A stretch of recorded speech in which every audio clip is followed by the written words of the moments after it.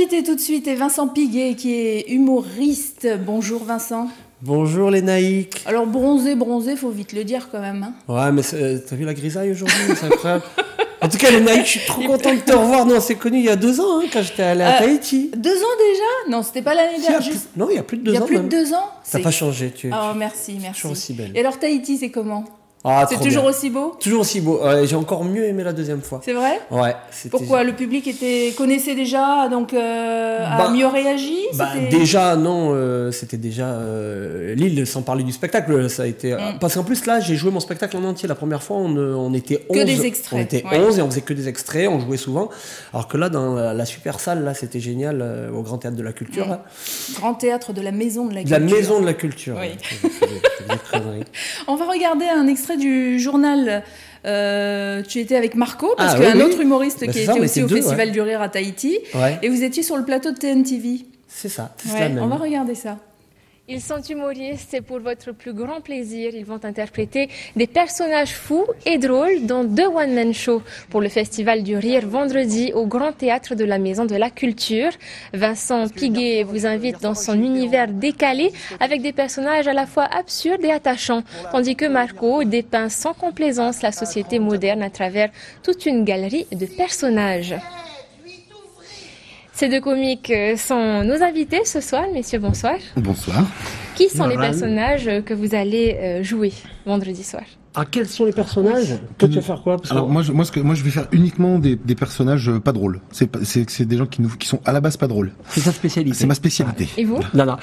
Moi, c'est des personnages un peu foufou. Il y a un prof de danse, 5, 6, 7, 8, ouvrez. Voilà. Il peut y avoir une vieille qui fait vi, qui roule l'air d'ailleurs un petit peu comme vous, qui est bourguignonne, voilà. Et puis plein de personnages et ça forme une histoire. Est-ce qu'il y a du vécu dans les histoires de ces personnages? Peut-être qu'il y a des personnages que vous avez rencontrés? Oui. Moi, tous les personnages que j'interprète, c'est des gens dont je me suis inspiré, que j'ai croisés dans ma vie, dans la rue, dans le travail.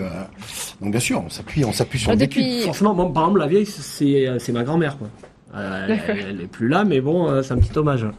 Depuis samedi, vous êtes sur le territoire. Est-ce qu'il y a des personnages particuliers, des personnages polynésiens qui vous ont déjà inspiré?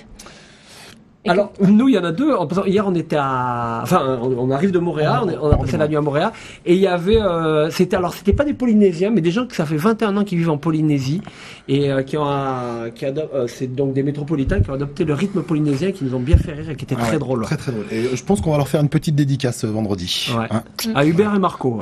Puisqu'on en parle, le public polynésien vous connaît quand même très peu. Comment est-ce que vous pensez les faire rire ce soir, vendredi soir?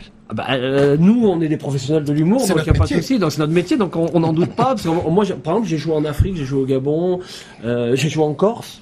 C'est pas facile de faire rire les Corses. Donc, non, mais c'est assez populaire, c'est universel, donc je pense qu'on va bien les faire rire. Et puis on est déjà venu. On a déjà participé à une première édition du festival il y a 2 ans. Ça s'était très bien passé. Le public polynésien avait très bien répondu, présent. Non, on n'a pas de doute là-dessus, aucun. Si les gens viennent, ils vont rire, c'est sûr.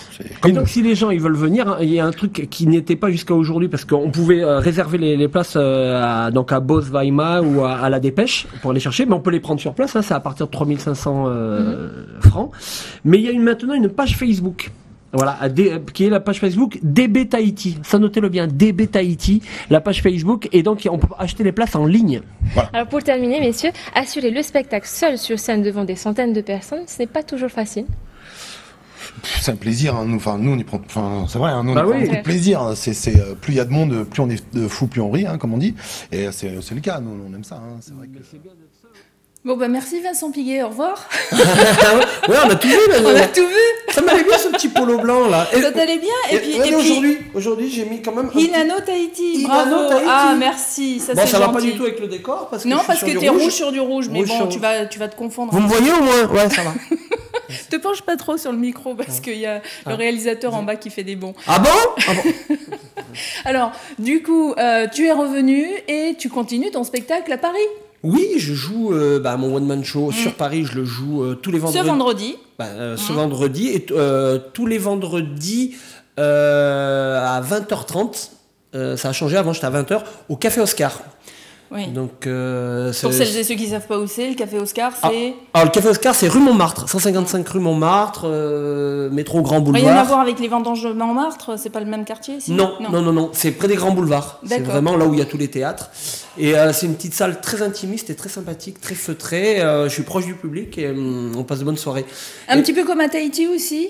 Parce qu'on est très proche de tout le monde à Tahiti. Oui, on est proche de tout le monde. C'est un peuple fabuleux parce qu'il voilà, des gens qui disent bonjour à tout le monde déjà. Qui sourient. Ouais, c'est génial. Mais là, c'est en fait, en plus, l'entrée est libre. Entrée est libre, ça veut dire on ne paye pas son entrée. En revanche, si le spectacle vous a plu, uniquement s'il vous a plu. Donc il y a un chapeau. Il y a une espèce de cagnotte à la sortie. Il y a un chapeau, vous mettez une liasse de ce que vous voulez. Une liasse de, je sais pas, au hasard, 100 €, mais bon. Oui, en fait, on paye ce qu'on, on paye ce qu'on veut. Voilà. Et donc ça veut dire qu'en fait, tu ouvres ce spectacle à tous les gens, ceux qui ont les moyens, ceux qui n'en ont pas et qui ont quand même envie d'aller passer une bonne soirée. Et c'est tout public, vraiment. Tout public, ouais. Tout public, ça veut dire que les enfants peuvent venir. Il n'y a pas de choses un petit peu tout ce qui est un petit peu un peu trash ou en dessous de la ceinture, c'est très imagé, donc ça leur passe au-dessus de la tête et voilà, ils s'en rendent pas compte et ça fait beaucoup rire les adultes. Et eux, ils ont d'autres choses pour eux parce que c'est très visuel, je danse beaucoup. Voilà. Et alors, les îles, tu connais bien, Vincent, parce que tu as fait Mayotte. Oui, moi d'abord, alors j'étais parti en attendant parce que j'ai fait l'armée à Mayotte, voilà, mais en tant qu'instituteur, voilà, pour les Mahorais, alors tu as sûrement encore des amis à Mayotte. Oui, à Mamoudzou, là-bas, j'étais à Combani, moi.